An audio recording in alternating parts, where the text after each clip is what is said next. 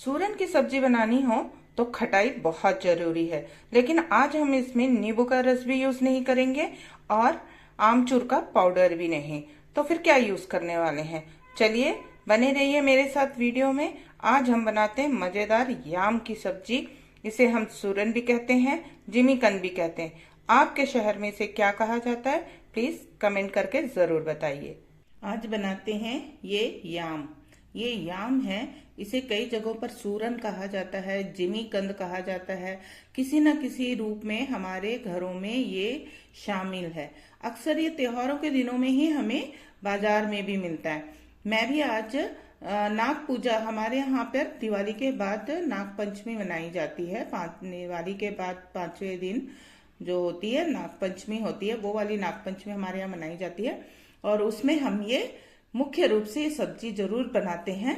ये सब्जी इसकी बनती है और दूसरे प्रसाद भी बनते हैं, जैसे तिल के लड्डू की रेसिपी ऑलरेडी मैंने शेयर कर दी आपके साथ। उसके साथ ये वाली सब्जी भी बनती है और मूंग दाल का सलाद जैसा बनाते हैं हम, और कच्चे चावल के आटे का भी प्रसाद बनता है। ऐसे बहुत सारी चीजें बनती है, पूरी एक थाली बनती है।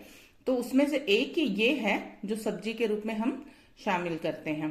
तो आज हम इसको बनाएंगे। इसको पहले अच्छी तरह से छील कर धोकर कट कर लेंगे। तो लीजिए, मैंने सारे जिमीकंद को अच्छी तरह से छील कर साफ करके ऐसे छोटे छोटे टुकड़ों में कट कर लिया है और वॉश कर लिया है। और यहाँ पर मैंने पानी रखा है, थोड़ा सा 1 मग पानी ले लिया है, जिसमें मैंने इमली का पल्प मिक्स कर लिया है, खटाई। और अब हम सारे टुकड़ों को उसमें डुबोकर 2 घंटे के लिए छोड़ देंगे। लीजिए, इस तरह से हम सारे टुकड़े जो अच्छी तरह से डूब जाएं, ऐसे हम इसको रखकर 2 घंटे के लिए छोड़ देंगे। इस खटाई में डालने का रीजन ये है कि कभी कभी क्या है, ये टुकड़े ना जिमीकंद ना ईचिंग करता है, गले में ईचिंग होने लगती है। तो उस कारण से हम इसको जब अगर पहले से इस खटाई में इमली के पल्प में, या जो चावल धोते हैं, खाना बनाते हैं हम, तो चावल धोकर फेंकते हैं ना जो पानी, उस पानी में अगर आप इसको भिगो कर रखेंगे तो भी ये ईचिंग वाली प्रॉब्लम नहीं रहेगी। तो इस तरह से हम सारे टुकड़ों को डुबाकर 2 घंटे के लिए छोड़ देंगे। उसके बाद हम इस बीच हम तैयारी कर लेंगे सब्जी बनाने की। इसको 1 आवर हो गया है। इसको अच्छी तरह से 2-3 पानी से वॉश करके पानी हम गिरा देंगे। तो फ्रेंड्स, यहाँ पर मैंने कढ़ाई में थोड़ा तेल चढ़ा लिया है। अब जब तेल चढ़ाया ही था तो मैंने क्या किया, थोड़ी सी पूरियां सेक कर निकाल ली इसमें। वैसे प्लानिंग तो थी कि पराठा बनाया जाए, मगर आटा गूंदा हुआ था और कढ़ाई में तेल चढ़ाया तो सोचा चलो पूड़ियां बना लेते हैं। तो इस चक्कर में पूड़ियां बन गई। और यहाँ पर मैंने ये सूरन को अच्छी तरह से धोकर रख लिया है, अच्छी तरह से सारा पानी सुखा लिया है। अब इसको थोड़ा थोड़ा करके 2-3 बैच में हम फ्राई कर लेंगे।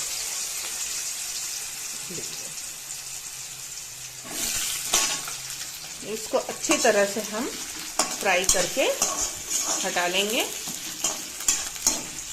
लीजिए, ये फ्राई हो गया है। इसी तरह से मैंने सारे, देखिए इसको कट करके देखिए, ये हाफ पक चुका है। इसे हम और जब सब्जी में पकाएंगे तो ये पूरा पक जाएगा। मैं यहाँ गैस ऑफ करके ये सबको निकाल लूंगी। और यहाँ पर इसी तरह से मैंने सारा कुछ फ्राई कर लिया है। सेम कढ़ाई में जो तेल हमारे पास बचा है, इसमें से और थोड़ा तेल मैंने निकाल लिया। जैसा कि मैं हमेशा बोलती हूँ, मेरा खाना बहुत कम तेल में बनता है। यहाँ थोड़ा सा हम सरसों डालेंगे और थोड़ा सा जीरा और थोड़ा सा मेथी मैंने यहाँ पर फ्राई करके रखा हुआ था, वो भी मैं इसमें डाल दूंगी। इसको थोड़ा सा फ्राई करके अब हम इसमें ये एक बड़ा प्याज मैंने बारीक चॉप कर लिया है, 8-10 कलियां लहसुन को कूट लिया है और 1 इंच अदरक को अच्छी तरह से कूट कर रेडी कर लिया है। आप चाहें तो ग्रेट कर लीजिए या कूट लीजिए। इसको अच्छी तरह से हम यहाँ पर फ्राई करेंगे।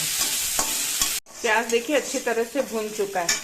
इस स्टेज पर यहाँ पर मैंने एक कटोरी में ले लिया है स्वादानुसार नमक, 1 चम्मच धनिया पाउडर, 1 चम्मच हल्दी पाउडर और 1 चम्मच मिर्ची पाउडर और थोड़ा सा आधा चम्मच जो है गरम मसाला। और चुटकी भर हींग, ये सबको मैंने एक साथ ले लिया है। ये यहाँ पर हम मिक्स कर लेंगे और इसको अच्छी तरह से हम फ्राई करेंगे, ठीक है। और ये तेल में ये इस तरह से भून जाए, थोड़ा सा इसका कच्चापन चला जाए, बस। अब हम यहाँ मैंने 2 टमाटर को अच्छी तरह से चॉपर में चॉप करके ले लिया। आप भी इसी तरह से बारीक बारीक चॉप कर लीजिए और इसको भी हम यहाँ मिक्स कर लेंगे। अब हम इसको अच्छी तरह से टमाटर के पक्के तक पकाएंगे। तो ये टमाटर भी हमारे अच्छी तरह से पक चुके हैं। यहाँ मैं इसी स्टेज पे 2 तेज पत्ता डाल दूंगी और ये जो हमने फ्राई करके रखा हुआ है ये भी मैं इसमें मिक्स कर दूंगी। इसको अच्छी तरह से हम इसमें कोट कर लेंगे मसाले के साथ में। और इसको पकाने के लिए ना मैंने नींबू का रस, ना आमचूर पाउडर, ना चाट मसाला, कोई दूसरी खटाई मैंने यूज़ नहीं की है। जैसे मैंने इसको सोक करने के लिए इमली का पानी यूज़ किया था, वैसे ही मैंने थोड़ा सा इमली भिगो कर रख लिया था और उसका पल्प निकाल लिया है मैंने। इसको अच्छी तरह से, तो ऑलरेडी ये तो फ्राई हो चुका है, आधा ये पक चुका है। तो अब आपको जितना तरी चाहिए उसके अकॉर्डिंग आप इसमें मसाला पानी डालकर, इमली का पानी डालकर इसको पका लीजिए। तो मैं अब इसको यहाँ पर ये देखिए, चाहें तो इसको ढक ढक कर इस तरह से पकाइए और सूखा रखिए, और नहीं तो इस स्टेज पर आप थोड़ा सा बेसन फ्राई कर लीजिए। 2 चम्मच बेसन को फ्राई करके उसको दही के साथ अच्छी तरह से घोल लीजिए और उसको इसमें डालकर इसकी तरी बनाइए। और जितनी आपको तरी चाहिए उतना रखकर इसको चलाते हुए पकाइए, क्योंकि दही फटता है, ठीक है। तो ये भी आप कर सकते हैं। आप दही की कढ़ी भी बना सकते हैं, जो मैंने बनाया है। कभी मैं बनाऊंगी तो जरूर आपके साथ शेयर करूंगी। बहुत अच्छी लगती है दही के साथ। तो ये सब्जी इतनी अच्छी लगती है, ना खुजली होती है और टेस्ट तो कई गुना बढ़ जाता है। तो उसका भी प्रोसीजर मैं आपको बताऊंगी। तो उसमें इतने सारे मसाले नहीं लगते हैं जो हम कढ़ी बनाते हैं, सादी सिंपल कढ़ी होती है। और सूरन को इसी तरह से हम फ्राई करके लेते हैं। सूरन कहो, जिमीकंद कहो या याम कहो, ये दिवाली के टाइम पे ही आती है। और दिवाली के टाइम पे सभी घरों में मेरे ख्याल से किसी न किसी रूप में, कभी छठ में, कभी दिवाली में, कभी हमारे यहाँ नाग चतुर्थी के दिन पे ये बनाई जाती है। तो आपको तो पता है मैं अकेली हूँ, तो मैं कितना मैं बनाऊंगी और कितना मैं खाऊंगी। तो अब मैंने उस दिन नहीं बनाया था, तो एक बार तो मुझे बनाना ही था, तो आज मैं इसको बना रही हूँ। मैं अपनी बेटी के साथ शेयर करूँगी। तो ये मैंने यहाँ पर इमली का पल्प निकाल कर छान कर रख लिया है। इसमें जो भी कण है इसको भी हटा लेंगे, छान लेंगे अच्छी तरह से। और ये पल्प इसमें डालकर आप पकाइए। तो जितना भी आपको तरी चाहिए उस हिसाब से। और हाँ, कट करते वक्त आप ग्लोव्स पहन लीजिए। ग्लोव्स पहन कर ना इजी नहीं लगता है काटना, तो फिर आप हाथ में तेल लगा लीजिए। और ऐसे ही मैंने तो कुछ भी नहीं किया था, मैंने ऐसे ही काट लिया था। बाद में मुझे याद आया तो मैंने इसको तुरंत दोनों हाथों में सरसों का तेल लगा लिया था। अच्छी तरह से सरसों का तेल अप्लाई करो तो कोई भी खुजली वगैरह नहीं होती है, और बहुत अच्छे से अगर हो भी रही है तो सेटल हो जाता है वो थोड़ी देर में ही।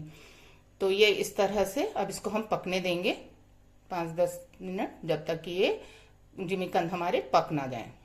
तो लीजिए, ये हमारी जिमीकंद की सब्जी बनकर तैयार हो गई है। मुझे इतना ही तरी चाहिए। अगर आप चावल के साथ इसे खाना चाहते हैं तो तरी थोड़ी ज़्यादा रख लीजिए। पूरी के साथ या पराठे के साथ खाना चाहते हैं और आपको तरी ज़्यादा चाहिए तो आप तरी ज़्यादा रख सकते हैं। मैं गैस ऑफ कर दूंगी क्योंकि ये सब्जी अच्छी तरह से पक चुकी है। अब आप इसे धनिए के पत्ती से गार्निश कर लीजिए अच्छी तरह से और आराम से इसको सर्व कीजिए। तो ये जो है ना खुजली करता ही है।